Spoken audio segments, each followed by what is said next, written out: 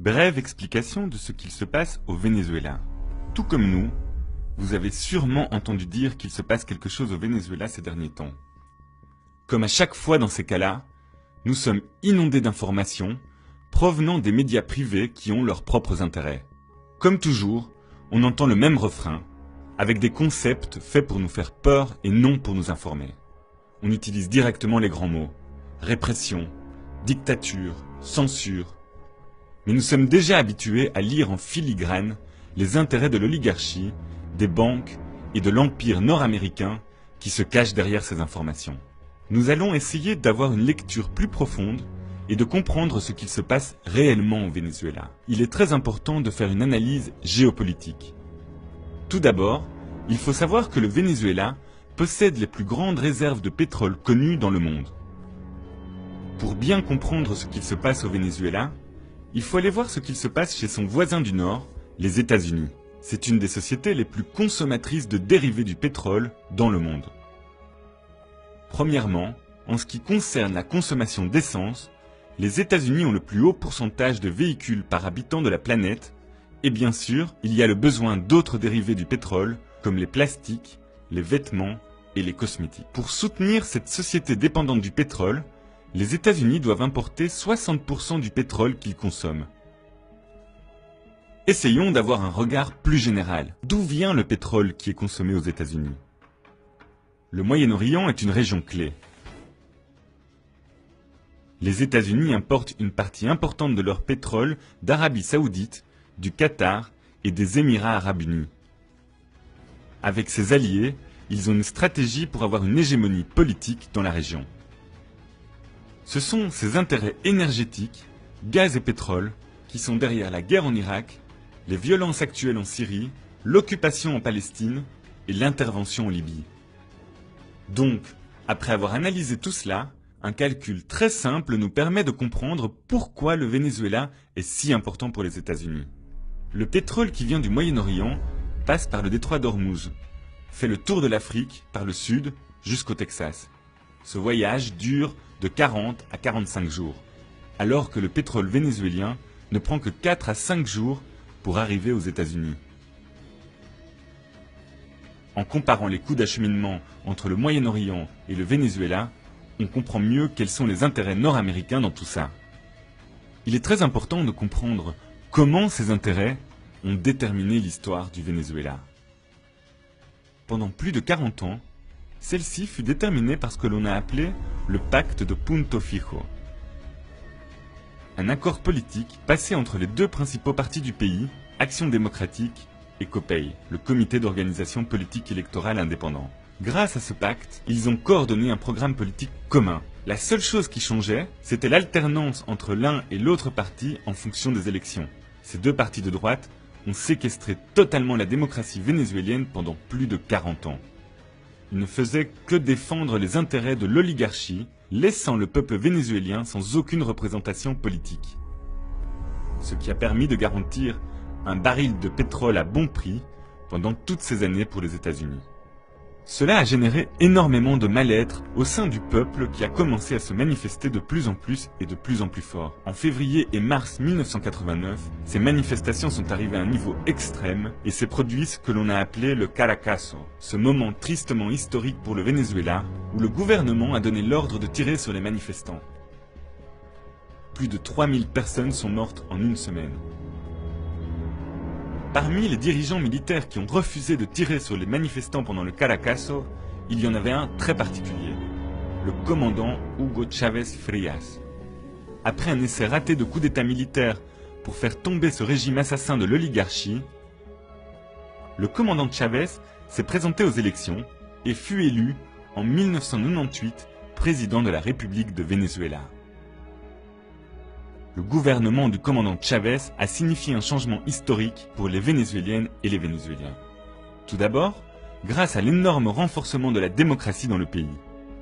Toutes les institutions de l'État ont été restructurées plus démocratiquement grâce à l'Assemblée nationale constituante. En 15 ans de révolution bolivarienne, il a été organisé pas moins de 19 élections, dont 18 ont été remportées par le processus révolutionnaire.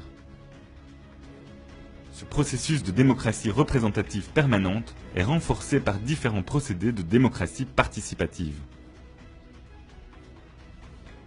Les politiques sociales ont également généré d'importantes avancées. La pauvreté est passée de 54,2% en 1995 à 23,9% en 2012. La mortalité infantile a diminué de 50%. La santé et la sécurité sociale représentent ensemble 21% du budget de l'État. Les inscriptions universitaires sont passées de 800 000 à 2 600 000. Il y a 75 universités publiques sur tout le territoire. L'analphabétisme a été éradiqué dans tout le pays. Évidemment, l'Empire nord-américain n'est pas resté les bras croisés en voyant que, pour la première fois de son histoire, un gouvernement vénézuélien s'occupait beaucoup plus de son peuple que des intérêts nord-américains et que le nouveau processus d'unification et d'émancipation de l'Amérique latine menaçait son hégémonie politique. En 2002, les États-Unis ont clairement soutenu un coup d'État contre le gouvernement démocratiquement élu d'Hugo Chávez. Suite à cette tentative déjouée grâce à la mobilisation populaire, ils ont fomenté un sabotage économique via une grève du pétrole soutenue par l'oligarchie. Ce nouvel essai de déstabilisation a également échoué. Ce qu'il se passe actuellement n'est autre qu'une nouvelle tentative de déstabilisation. Mais la stratégie actuelle est différente. C'est ce que l'on appelle le golpe suave. La première étape est la guerre économique. Malgré les multiples changements dans l'économie du Venezuela, le pays continue à dépendre de manière importante des importations pour satisfaire les besoins de base. L'oligarchie, qui est historiquement responsable de cette situation, essaye maintenant d'en profiter. D'un côté, certains industriels qui font partie de cette oligarchie et qui veulent en finir avec le processus révolutionnaire génèrent une pénurie de multiples produits de base pour créer un mécontentement de la population. D'un autre côté, certains secteurs de l'importation qui veulent aussi en finir avec le processus, spéculent grâce au dollar au lieu de les utiliser pour importer des produits de première nécessité. Ceci démontre, une nouvelle fois, le cynisme de cette oligarchie vénézuélienne qui est prête à tout pour reprendre le pouvoir. Maintenant, voyons le deuxième et sans doute le plus important des axes du golpe suave, qui porte sur la manipulation médiatique. L'opposition putschiste vénézuélienne est à double face. L'une qui se montre pacifique, et l'autre qui est clairement violente. Certains médias de communication tant au Venezuela qu'à l'extérieur sont devenus l'axe central de cette stratégie de golpe suave en manipulant de façon honteuse les faits qui se passent sur le terrain.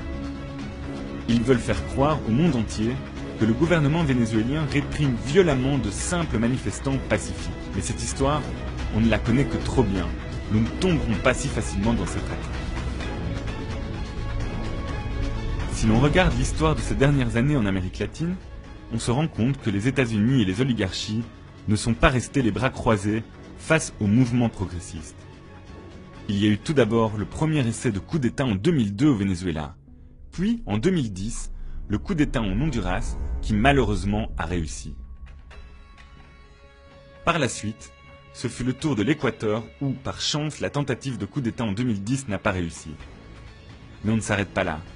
Le gouvernement du Paraguay de Lugo n'a pas eu cette chance et en 2012 a été victime aussi d'un coup d'État parlementaire. Finalement, en 2012 et 2014, on a également dénoncé des tentatives de coup d'État en Bolivie.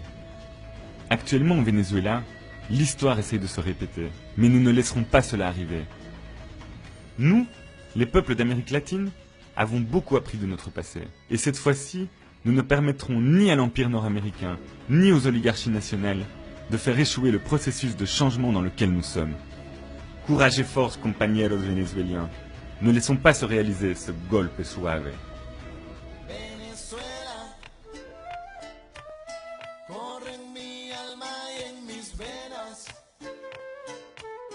representando a mi bandera. De chamo lo aprendí en la escuela.